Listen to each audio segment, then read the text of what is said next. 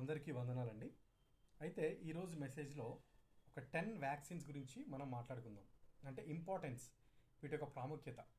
So చూడండి, మన పిల్లలకి, చిన్నపిల్లలకి మనం ఏం చేస్తామంటే వాళ్ళకి ఎన్నో రకాలైనటువంటి వ్యాక్సిన్స్ మనం వేపిస్తూ ఉంటాం. ఎందుకంటే భవిష్యత్తులో వాళ్ళకి ఎటువంటి వైరస్ రాకుండా ఉండాలని, ఎటువంటి రోగాలు రాకుండా ఉండాలని ముందుగానే మనం ఏం చేస్తామంటే మన పిల్లలకి మనము వ్యాక్సిన్స్ అనేవి కంపల్సరీ వేపిస్తాం. సో అవన్నీ కూడా ఫిజికల్గా వేపిస్తాం. సో మరి ఆధ్యాత్మికంగా వాళ్ళ పరిస్థితి ఏంటి? ఆధ్యాత్మికంగా పాపం అనేది ఒక రోగముగా వ్రాయబడి ఉంది దేవుని యొక్క గ్రంథంలో.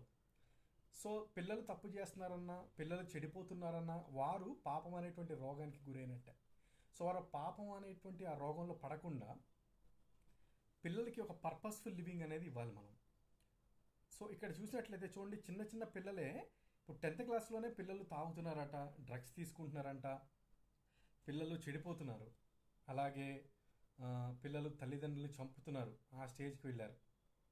ఇమాజిన్ చేసుకోండి, ప్రపంచం ఎటు మూవ్ అవుతుందో అనేది ఒకసారి మనం జాగ్రత్తగా చూసుకోవాలి. సో అందుకని చెప్పేసి వాళ్ళు ఎందుకు అలా చేస్తున్నారంటే వారికి ఒక పర్పస్ అనేది లేదు మంచిగా జీవించడానికి. They don't have any purpose. వాళ్ళు ఎంతసేపటికి జీవితం అంటే ఎంజాయ్ చేయడం అనేటటువంటిదిగా వాళ్ళ ఫిలాసఫీ ఉంది. వాళ్ళ ఇష్టాలు కోరికలు నెరవేర్చుకోవాలి అనేదే వాళ్ళ ఇంటర్నల్గా వాళ్ళు నమ్మే సిద్ధాంతాలు, ఫిలాసఫీ ఎలా ఉంది. పిల్లలకి నేర్పించలేదు తల్లిదండ్రులు.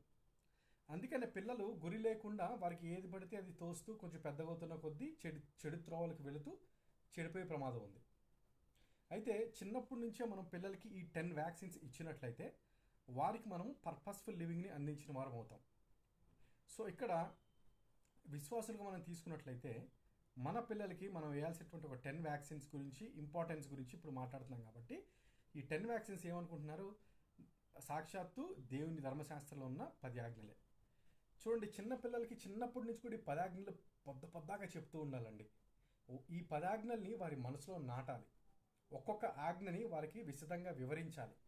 ఆ యొక్క ప్రాముఖ్యత చెప్పాలి. అలానే ఎందుకు మనం మంచిగా జీవించాలో పిల్లలకి మనం ఒక కండిషనింగ్ ఇవ్వాలి, వారికి ఒక పర్పస్ ఇవ్వాలి. అంతేగాని పిల్లలకి ఇష్టం వచ్చినట్టుగా మనం అంటే వారికి ఏది చెప్పకుండా ఉన్నాం అనుకోండి, వారు బయట ప్రపంచాన్ని చూసి అడుగులు వేయడం ముందుకు వేస్తారు. కాబట్టి ఈ 10 ఆజ్ఞల గురించి మన పిల్లలకి మనం నేర్పించాలి, ఒక్కొక్క ఆజ్ఞని వివరించాలి. వాళ్ళ మనసులో చిన్నప్పటి నుంచి ముద్రించినట్లయితే పెద్దగా అయ్యేసరికి వాళ్ళలో ఆల్రెడీ అదంతా దేవుని యొక్క ధర్మశాస్త్రం అనేది వాళ్ళలో ఉంటుంది. సో వాళ్ళు ఎక్కడా కూడా తప్పిపోకుండా ఉండడానికి ఎక్కువ ఛాన్సెస్ ఉంటాయి, తప్పిపోకుండా. కాబట్టి ఈ 10 ఆజ్ఞల గురించి మనం ఒక్కొక్క ఆజ్ఞని డీటెయిల్డ్గా మనం నెక్స్ట్ వీడియోస్లో మాట్లాడుకుందాం. తప్పకుండా ఈ వ్యాక్సిన్స్ని మీరందరూ కూడా వేయాల్సిందిగా, మనందరూ వేయాల్సిందిగా ఈ యొక్క వీడియో ద్వారా తెలియజేస్తున్నాను. Thank you very much.